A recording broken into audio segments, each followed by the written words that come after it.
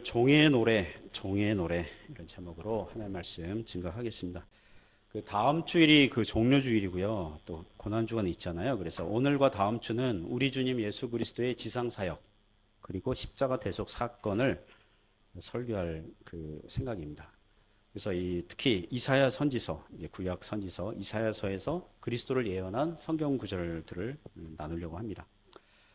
오늘 성경 본문은 이사야 선지자가 남유다 왕국, 이제 구약교회죠. 그 남유다 왕국이 바벨론에게 망하고 포로대에 끌려갔다가 바사 제국의 고레스 왕에 의해서 포로로 귀환할 것을 말씀하시는 대목 중에 있어요.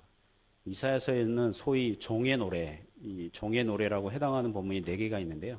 오늘 그 중에 하나고, 그다음 다음 주에 또 하나 설교할 예정입니다.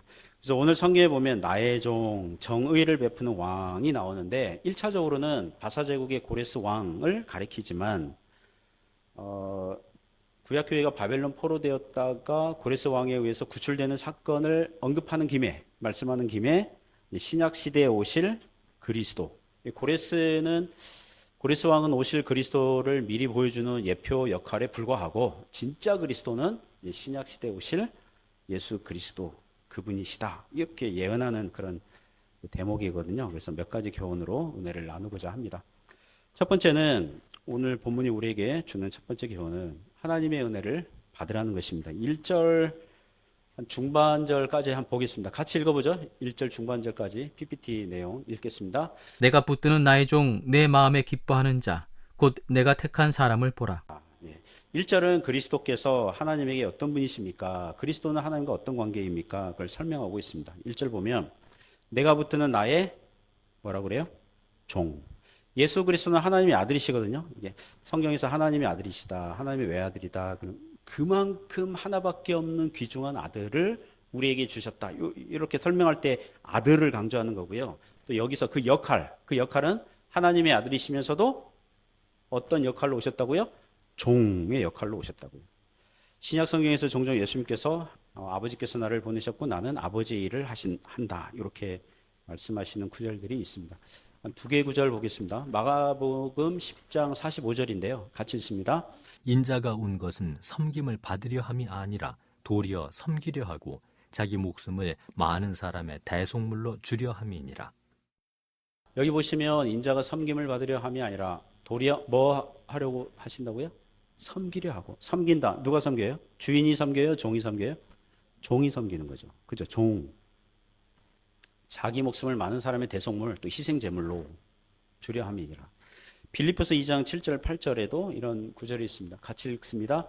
오히려 자기를 비워 종의 형체를 가지사 사람들과 같이 되셨고 사람의 모양으로 나타나사 자기를 낮추시고 죽기까지 복종하셨으니 곧 십자가에 죽으심이라. 아멘. 그리스도는 하나님의 아들이시지만 어떤 역할로요? 죽기까지 복종하시는 종으로 십자가에 죽으시기까지 그렇게 하셨다는 거죠.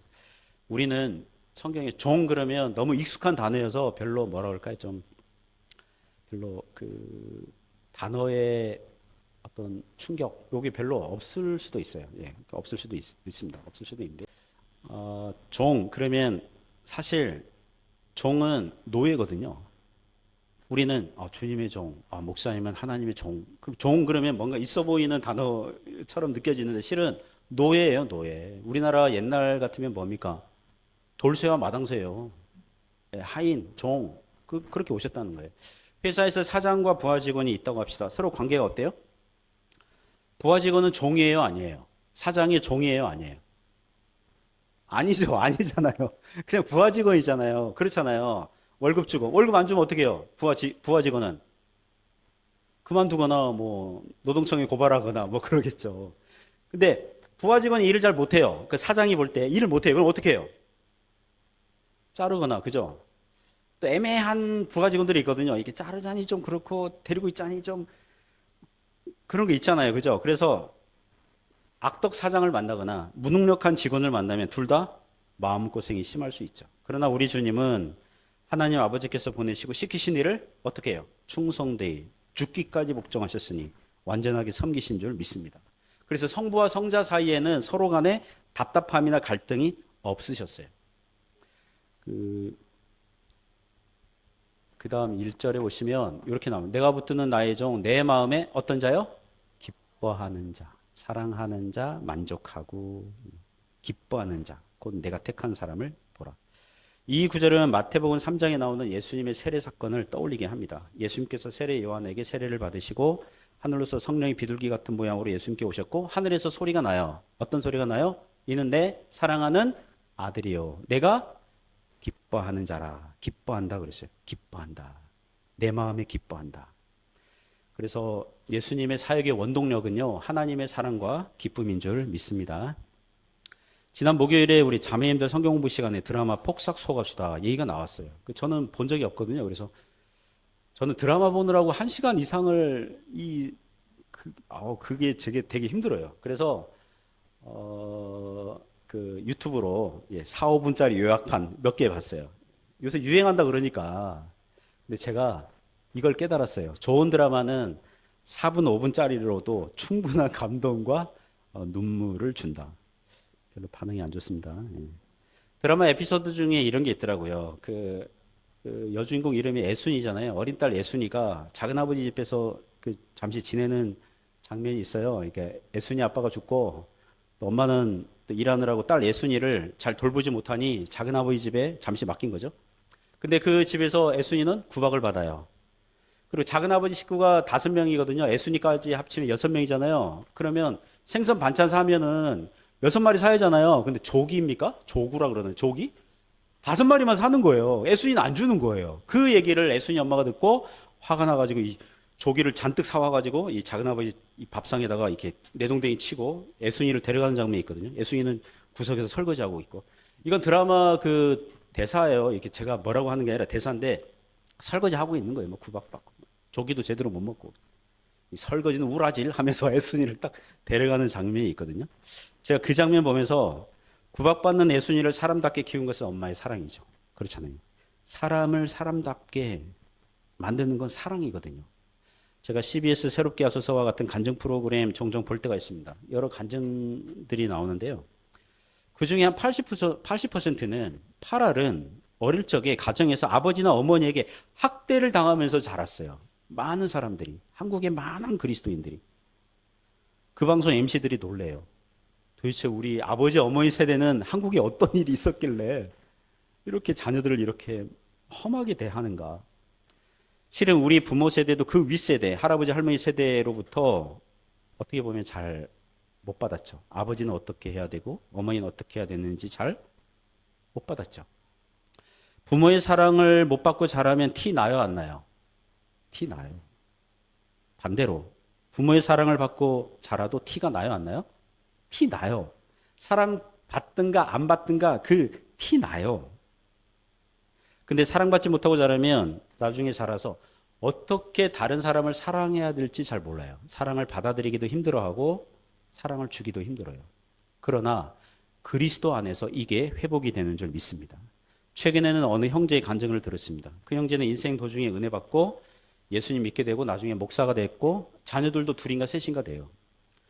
어느 날 이제 다 큰 딸하고 통화하는데 딸이 제안을 하더래요. 아빠, 이제부터는 우리 가족끼리 전화 통화할 때 맨 마지막 말을 알았어 이러지 말고 사랑해 요렇게 하고 끝내자는 거예요. 그동안 아빠가 전화 알았어 이러고 아니 무슨 비즈니스 관계도 아니고 사랑해로 끝내자는 거예요. 딸이 아빠보다 낫죠. 그 형제는 아주 간단한 것도 못 배웠고 센스, 감각이 없으니 그걸 못 하더라는 거예요. 그래도 주님 안에 있으니까 은혜를 받고 그런 것도 배우고 사람이 좀 나아집니다. 그리스도 안에 있으면. 하나님 아버지와 그 아들 예수 그리스도 사이는 어땠습니까? 내가 기뻐하는 자, 내가 택한 사람을 보라.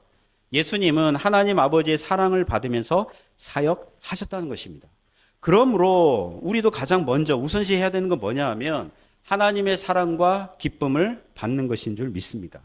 하나님의 은혜를 받기를 간절히 사모하는 그런 삶을 사시기 바랍니다. 신자는 가만히 있으면 하나님의 은혜를 받거나 사랑과 기쁨이 넘치는 거 아니에요. 물론 우리 하나님께서는 지금도 늘 시시때때로 은혜를 베푸시고 사랑하시고 우리를 기뻐하십니다. 그런데 문제는 정작 우리는 그거를 느껴요, 못 느껴요? 자주 느껴요, 못 느껴요? 못 느껴요. 못 느낀다고요. 그래서 우리 하나님께서는 교회에게, 신자들에게 은혜의 방편을 주셨어요. 이 방편이란 말은 외적 수단, 도구죠. 이렇게 하면 은혜를 받을 수 있단다 하면서 주신 게 있어요. 그게 뭡니까? 말씀과 기도와 성례예요. 하나님께서 우리에게 은혜를 베푸시고 우리를 사랑하시고 기뻐하시는데 실존적으로 어떻게 할 수 있느냐? 말씀을 들을 때 알 수 있습니다. 기도할 때에 체험할 수 있습니다. 성례를 받을 때에 예배 드릴 때 알 수 있습니다. 그런 시간을 통해서 하나님께서 은혜를 베푸시는 것입니다. 우리가 하나님의 은혜를 아주 강하게 경험하고 받고 느낄 수 있는 시간은 언제입니까? 일주일 동안에 우리가 하나님의 은혜를, 하나님께서 나를 사랑하시는 것 같아, 나를 기뻐하시는 것 같아, 이것을 느낄 수 있는 가장 강력한 은혜의 시간이 언제입니까? 주일 예배 시간인 줄 믿습니다. 개인적인 경건의 시간에서도 경험할 수 있지만 무엇보다도 주일 예배 시간에 경험하는 거거든요. 저는 교회당에 들어설 때부터 은혜를 받습니다. 누굴 보고요? 우리 성도님들 보고. 성도님들 보고. 여러분, 우리가 서로 만나고 이렇게 얼굴 보잖아요. 이거 당연한 거 아니에요. 두 가지 조건이 성립이 돼야 돼요. 하나는 예수님 믿어야 돼요. 그리고 해주에 살아야 돼요. 예수님 안 믿으면 뭐예요, 우리는? 해주에 살더라도 예수님 안 믿으면? 그냥 아는 한국인 아저씨, 아줌마예요. 지인이에요, 지인. 그러나 예수님 안에서 영적인 가족이 되는 거잖아요. 그리고 해외에 있으니까 어때요? 교인들이 숫자가 줄고 떠나는 교인들이 또 많잖아요. 우리는 언제 어느 때 헤어질지 몰라요. 그래서 우리가 작은 공동체가 될수록 한 사람 한 사람이 귀한 걸 더 느껴요. 저는 찬양 예배 때 찬양팀 찬양하잖아요. 그 시간부터 은혜를 받아요. 가사들이 모두 다 저에게 하는 가사처럼 받아들여요. 오늘도 큰 꿈은 없습니다. 큰 꿈 있었는데. 근데 한 꿈은 있습니다. 나를 사용하시는 예수 그리스도. 그분이 나의 꿈입니다. 누가 작사가 누군지 참 사인 받고 싶어요. 가사 왜 이렇게 좋아요? 우리 꿈이 있거든요. 그러나 우리의 꿈이 예수님이시라고 이렇게 딱 모아주잖아요. 그죠? 모아주잖아요. 우리에게 하시는 말씀. 예배 시간에 찬양, 기도, 말씀, 성도의 교제할 때에 은혜를 받는 거예요. 그렇게 하나님께서 예배 시간에 주신 은혜로 어떻게 해요? 한 주간 살아갈 힘을 얻는 것입니다. 우리 하나님께서 예수 그리스도에게 말씀하십니다. 내가 붙드는 나의 종, 내 마음에 기뻐하는 자, 곧 내가 택한 사람을 보라. 하나님의 종 예수 그리스도 안에 우리가 있으니 우리도 예수님 덕분에 하나님께서 기뻐하시고 택하시고 붙드시고 함께 하시는 줄 믿습니다. 그러므로 하나님의 사랑과 은혜와 기쁨을 받으면서 살아가시기를 축복합니다. 두 번째 교훈은 온유와 겸손을 배우라는 것입니다. 1절 후반절부터 3절까지 교훈합니다. PPT에 있는 내용 같이 읽습니다. 내가 나의 영을 그에게 주었은즉 그가 이방의 정의를 베풀리라. 그는 외치지 아니하며 목소리를 높이지 아니하며 그 소리를 거리에 들리게 하지 아니하며 상한 갈대를 꺾지 아니하며 꺼져가는 등불을 끄지 아니하고 진실로 정의를 시행할 것이며. 아멘. 자, 1절 보시면 내가 나의 영을 그에게 주었은즉, 나의 영이 누구세요? 성령님을 주셨다는 거예요. 예수님께서 세례 받으실 때 하늘에서 성령께서 비둘기 모양으로 오셨다고 그랬잖아요. 비둘기는 어떤 이미지입니까? 노아 시대에 홍수 물이 얼마나 줄었는지 알려주는 저온 역할을 했죠. 레위기에 가면 비둘기가 제물 중에 하나거든요. 제물 용도로도 드려졌죠. 예수님 복음 시대에 보면 이런 격언이 있었어요. 뱀같이 지혜롭고 비둘기같이 순결하라. 그러니까 순결, 온유, 젠틀한 그런 이미지잖아요. 마태복음 11장 29절에서 예수님께서 스스로를 소개하시기를 나는 마음이 온유하고 겸손하니 그러셨어요. 우리 성령님은 불같이 바람같이 능력 있게 역사하시기도 하세요. 그러나 주로 예수님의 사역을 보면 온유하고 겸손하셨어요. 참고로 성령께서 우리 신자들 안에서 역사하실 때도, 성령으로 거듭나게 하실 때도 티나게 거듭나게 하세요? 아니면 은밀하고 조용하게 하세요? 은밀하고 조용하게. 은밀하고 조용하게.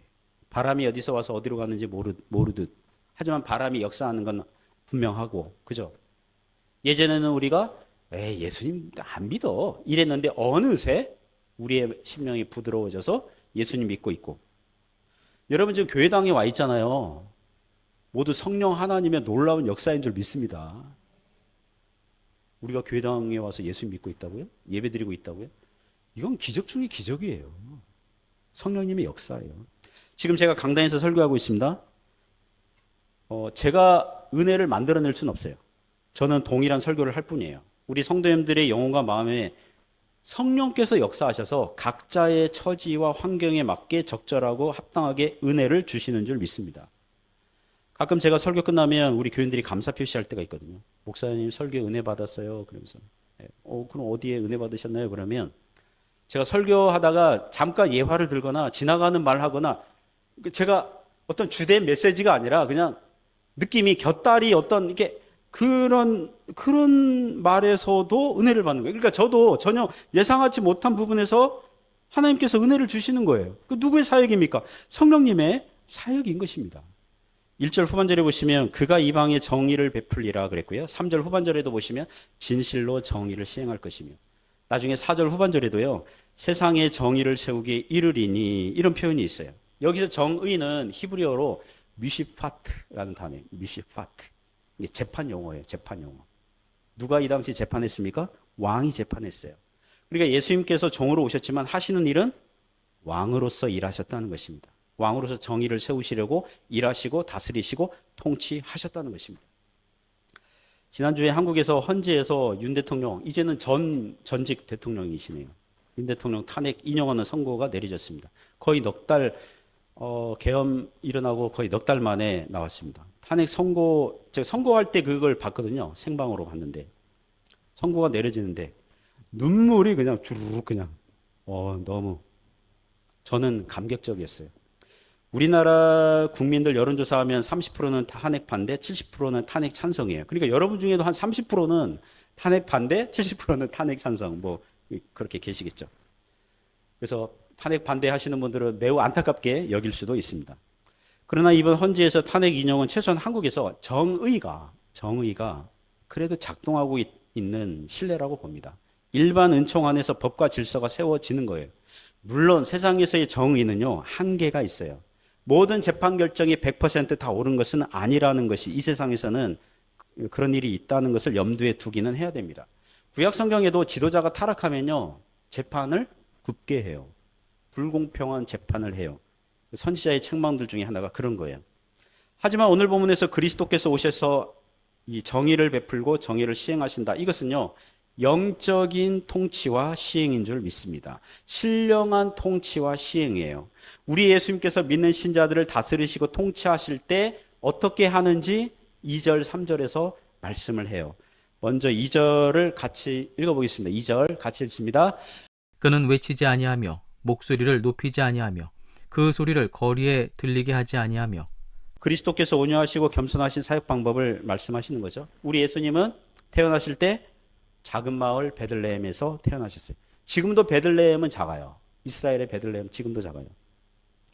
그것도 마구간, 창고, 헛간 같은 데서 태어나셨어요. 여러분 그 성탄절 카드 할 때 예수님 태어나신데 마구간에서 태어나고 뭐 옆에서 양도 있고 말도 있고 막 이렇게 지켜보고 막 이러잖아요. 그 당시 말은요, 그 로마 군대만 탔습니다. 그러니까 말 빼야 돼요. 거기 카드에서 말 빼야 되고, 양이 있는데 아기를 낳는다. 양이 뒷걸음치다가 아기 밟으면 어떡해요? 양 없다고 봐야 돼요. 그러니까 헛간 같은 데 있죠. 창고로 쓰는 헛간 같은, 예전에 그 뭐 마구간으로 그 뭐죠 그거? 구유 요거 단어 하나 가지고 막 이렇게 연출을 하는데 그냥 창고 같은 데 헛간 같은 데서 태어나셨다고 봐야 돼요. 그리고 선한 것이 나올 수 없다는 시골 깡촌 나사렛에서 자라셨고요. 주로 어부들을 제자로 삼으셨고, 초창기 사역은 예수님께서 알리시지도 않으셨어요. 사람을 고치시고, 그러니까 어디에 소문내지 마, 이렇게 하셨어요. 그렇게 하시고도 얼마든지 사람을 구원하신 줄 믿습니다. 세상은 어때요? 자기들 광고하고 자랑하려고 외치고 목소리를 높이고 거리에 들리게 합니다. 우리나라 광장에서 시위, 데모, 집회하는 걸 보십시오. 저는 일부 극우 교회들이 광장에 나와서 정치 집회를 하는데 매우 우려를 표합니다. 그들이 외치고 목소리 높이고 그 소리를 거리에 들리게 하고 있는 것은 복음이 아니에요. 편향된 정치 집회일 뿐이에요. 차라리 좀 제발 목사 타이틀 뺐으면 좋겠어요. 목사 사임하고 그냥 정치인으로 나갔으면 좋겠어요. 교회 이름으로 목사 직분 이런 걸 가지고 집회를 하는 게 도무지 덕이 안 된다는 것입니다. 그리고 한국에서 일부 노방전도하는 분들이 있습니다. 다 그런 건 아닌데요. 그분들 중에 빨간 옷, 빨간 십자가, 빨간 모자 이렇게 해가지고 막 예수천당 불신지옥 피켓 들고 사람들의 통행을 방해하면서 또 사람들의 모임을 방해하면서 막 전도하는 분이 있어요. 홍대 거리에서 이 노래 버스킹 하는데 거기 막 난입해가지고 가수 부르고 있는데 뒤에서 막 피켓 들고 예수천당 불신지옥 이렇게 막 흔들고 그거를 외국인 관광객이 동영상 찍고 있는데 너무 이거 예의가 아니잖아요. 예의가 아니잖아요. 그분들이 전도라는 명분으로 하고 있지만 실은 사람들을 교회로 오지 못하도록 아예 내쫓는 행위라고 봅니다. 세상 사람들이 교회를 어떻게 생각하겠습니까? 교회는 이상하고 뻔뻔하고 막무가내 같은 사람들이 모인 집단이라는 그런 오해를 하지 않겠어요? 주님의 사역은 그런 방식이 아니라는 거예요. 그런 방식이 아닌 것입니다. 자, 어떻게 하십니까? 3절에 보면 또 이런 구절이 있습니다. 3절 같이 읽습니다. 상한 갈대를 꺾지 아니하며 꺼져가는 등불을 끄지 아니하고 진실로 정의를 시행할 것이며. 여기서 3절에서 상한 갈대와 꺼져가는 등불은 죄인들을 빗대어 말을 하는 것입니다. 상한 갈대. 갈대도 약한데, 네? 갈대 자체도 약한데, 게다가 상했어요. 이건 필요 없는 존재거든요. 상하고 썩고 필요 없는 존재. 그런 사람처럼 보여요. 그러나 우리 주님은 보기 흉하다고 꺾지 않으세요. 우리 주님의 사역은 사람을 살리고 회복하고 능력을 주시는 사역인 줄 믿습니다. 꺼져가는 등불은 뭐예요? 불이 막 꺼질 듯 말 듯 한 상태의 심지죠. 불이 타오르기보다는 꺼져가면서 연기를 막 내뿜어가지고 코에 뭐랄까요? 냄새 맡기도 참 어렵도록 하는 그런 상태. 상한 갈 때는 자기만 힘들면 돼요. 근데 이 꺼져가는 등불은 자기도 힘들고 남도 피해를 끼치는. 그래서 이 꺼져가는 등불은 빨리 심지를 가위로 잘라버리고 싶어요. 그러나 우리 주님은 그런 사람도 끄지 않는다는 것입니다. 다시 살리신다는 것입니다. 다시 비추게 하시고 다시 빛나게 하시는 것입니다. 우리가 본질상 하나님의 그 본질상 진노의 자식이었고 하나님과 원수지간이었어요. 죄의 삭은 사망이니 우리는 영원한 지옥 형벌을 받기에 합당한 자들이었어요. 그런 자들을 심판과 형벌하시지 아니하시고 실은 그리스도께서 우리 대신 심판과 형벌을 받으셔서 그리스도께서 죽으시고 부활하심으로 우리를 영적으로 살려 주셨으니 상한 갈대가 회복이 되고 꺼져가던 등불이 다시 빛을 비추는 그런 존재들 되게 하신 줄 믿습니다. 제가 요새 그 은혜 받는 복음성가가 있습니다. 요새 길 가면서 흥얼거리는, 산책하면서 흥얼거리는, 요새 미는 복음성가가 있습니다. 나는 아무것도 아닙니다. 나는 아무것도 아닙니다. 주님의 사랑이 없으면 나는 아무것. 왜 새로운 곡 하듯 보시는지 모르겠어요. 나는 아무것도 모릅니다. 주님의 지혜가 없으면 나는 아무것도 못합니다. 다 부를 건 아니에요. 중간에 끊을 거예요. 주님의 능력이 없으면 나는 한순간도 못 삽니다. 주님의 생명이 없으면. 저는 이 전반부 이 가사 있잖아요. 너무 좋아요. 너무 좋아요. 우리는요 아무것도 아니었어요. 근데 예수님 안에서 something, 뭔가 됐어요. 주님께서 함께 하시니까 아무것도 아닌 게 아닌 거예요. 이제는 주님께서 함께 하시니까 주님의 사랑이 우리를 붙들어 주시고 역사하시는 것입니다. 지난 주일에 그 수요 예배 시간에도 설교 예화로 나눴지만 지난 주일에 여동생 권사 임직식 있어서 제 고향 제주도에 방문했습니다. 주일 임직식이 오후 4시여서 오전 시간에는 임직식 하는 교회가 아니라 제 지인 그 교회 사모님이 제 고향 청년부 누님이셨거든요. 이 누님 그런 관계로 그 교회 이름이 사랑의 교회예요. 그러니까 서울 서초구 강남에 있는 대형교회 사랑의 교회하고는 아무런 상관이 없어요. 그냥 교회 이름만 사랑의 교회예요. 여러분 교회 이름 따라가기가 힘들어요. 그러니까 우스갯소리로 평안교회, 평화교회는 늘 싸우고요. 교인들이 늘 싸우고 사랑의 교회는 교인들이 사랑이 없을 가능성이 많거든요. 그런데 교회 이름대로 따라가기가 참 어려운데 그 이름대로 가는 걸 봤어요. 그 교회에 한 20명 좌우 참석하셨는데 노인들이 한 3분의 2 정도 돼요. 제일 최고령 교인이 96세더라고요. 96세 할아버지도 80대 뭐 한 3분, 70대 한 2분 뭐 이렇게. 주일 찬양 인도하는 집사님 부부가 60대 중반이에요. 남자 집사님이 66세 막 얘기하더라고요. 그러니까 그 교회는 60대만 돼도 청년부예요. 예배 마치고 교회에서 점심을 먹는데 점심이 거의 좀 과장되게 표현하면 뷔페 수준이에요. 거의 뷔페예요, 뷔페. 그 목사님이 그러더라고요. 교인들이 멀리서 오시는 분도 계신데 정말 잘 섬기겠다는 마음으로 한대요. 그리고 그 교회에서는 절대 국수하지 않는데요. 주일 점심에 절대 국수하지 않는다는 거예요. 그래서 다음에 혹시 또 다음에 주일 겹쳐서 제주도에 가게 되면 그 교회를 또 가야겠다. 뭔가 얻어먹을 수 있겠다. 근데 그 교회 목사님이 아들이 둘인데 둘째 아들이 다운 증후군이에요. 다운 증후군은 얼굴이 서로 비슷한 거 아시죠? 다운 증후군 그러면 다운 증후군 있는 사람들의 얼굴이 다 비슷비슷해요. 둘째 아들이 한 30세 좌우 되는 것 같아요. 그래서 그런지 그 교회는 교인들 중에 그 비율 있잖아요. 장애인 비율이 높더라고요. 정신과 마음이 아픈 성도들도 계시고 신체 장애인들도 계시고 그 비율이 높더라고요. 그러니까 그분들이 그 목사님과 그 가족을 보면서 은혜를 받는 것 같아요.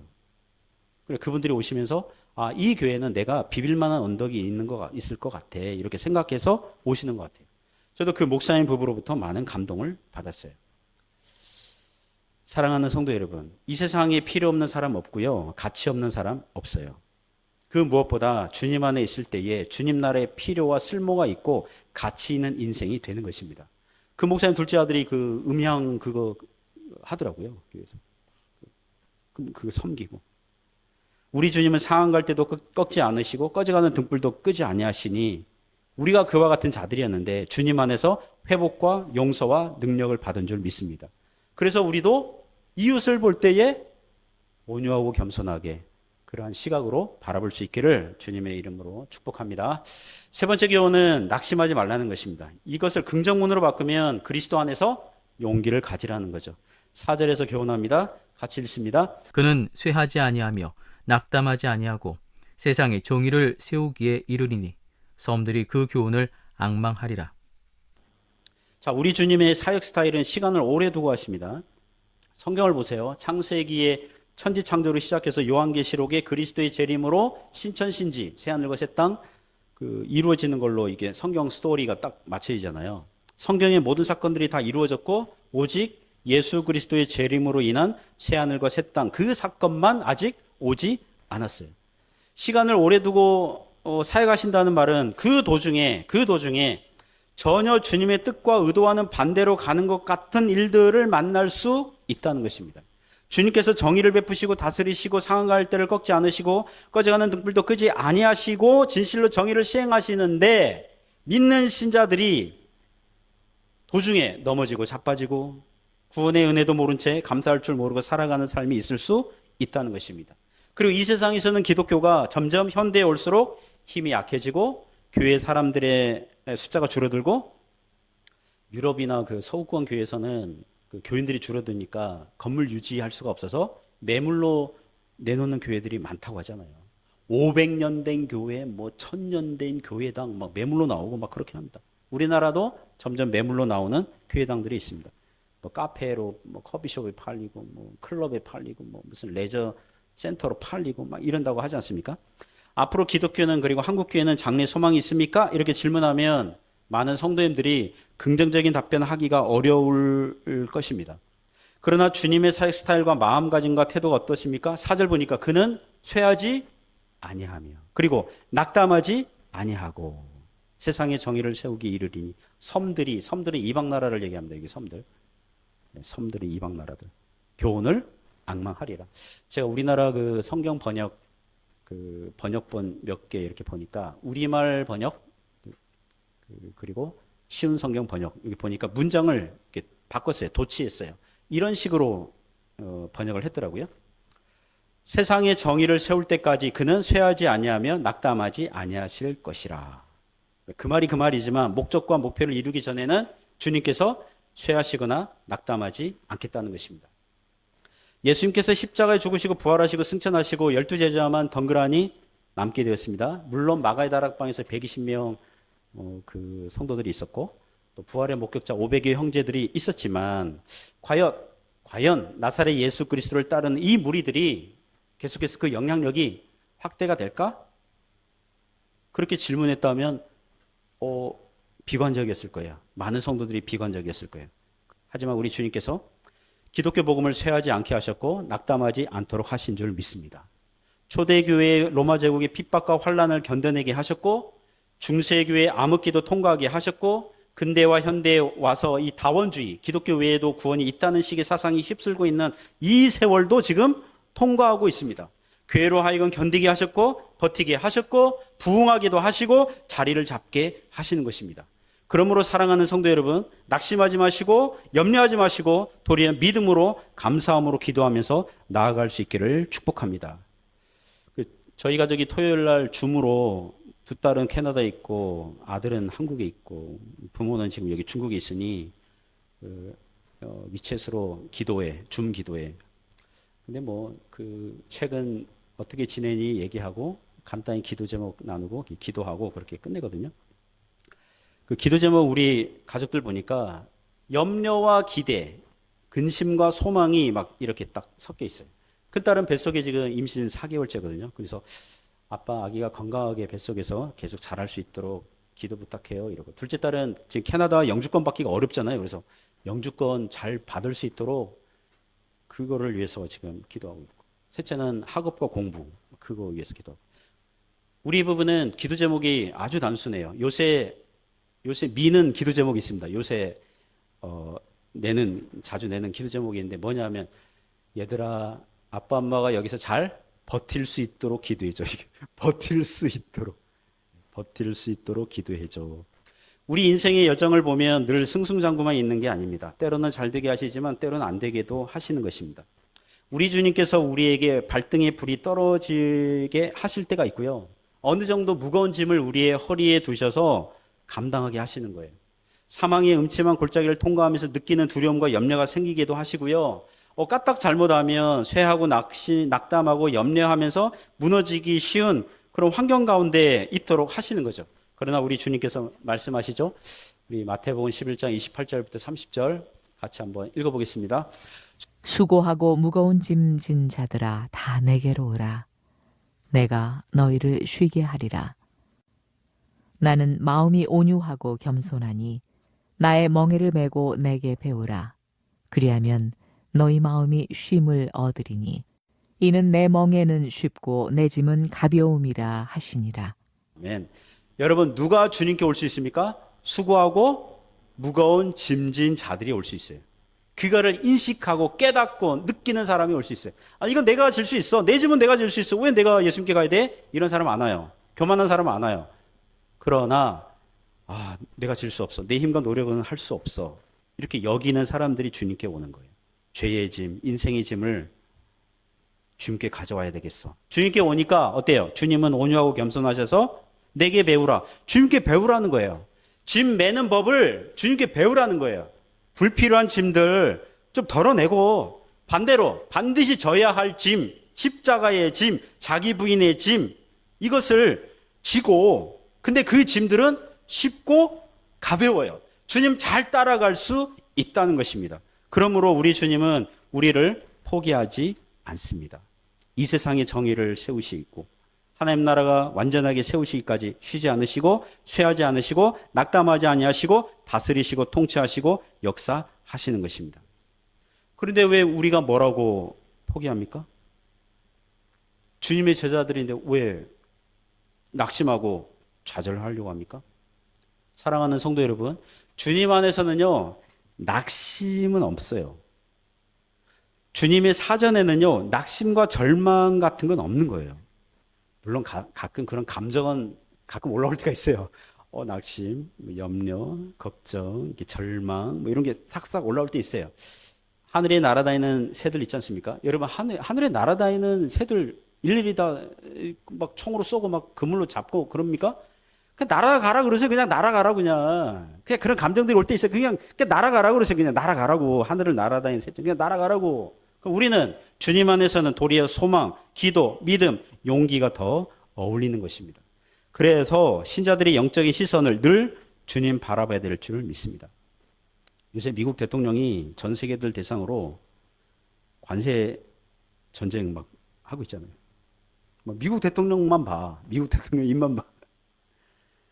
물론 봐야 돼. 보는데 참조만 하시고 세상은 원래 그러려니 하고 우리의 영적인 시선, 믿음의 시선은 누구를 봐야 돼요? 왕이신 하나님의 종으로 오셔서 세상에 정의를 베푸시고 시행하시는 하나님 나라를 세우시는 그 주님을 바라봐야 될 줄 믿습니다. 그 주님으로부터 우리가 은혜와 사랑과 기쁨과 지혜와 능력과 용기들이 나오는 거예요. 그런 은혜를 받으면서 한 주간도 승리하시기를 주님의 이름으로 축복합니다.